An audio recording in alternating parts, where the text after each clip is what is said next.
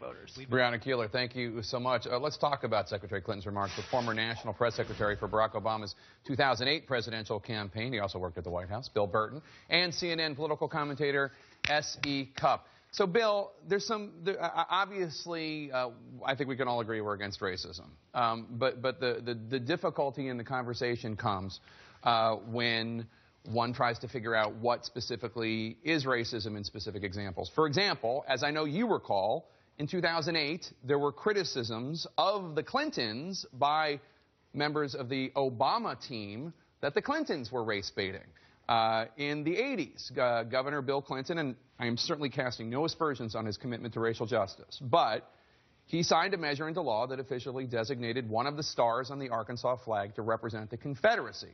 Now, I can't get the Clinton campaign to comment about that. Isn't this all part of the conversation, not just the Confederate flag and voting rights and the things she wants to talk about, but the acknowledgement of our own failures?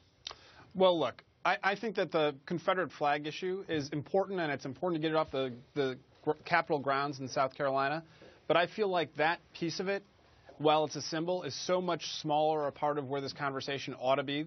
And I think the Republicans are actually being let off the hook on this because they're just having a comment on the flag and whether or not they think it ought to come down.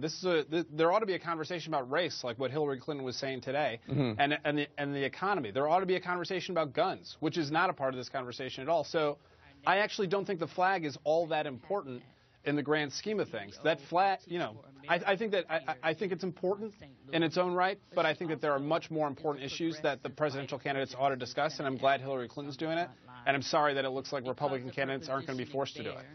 All right. That didn't specifically address my question, but I will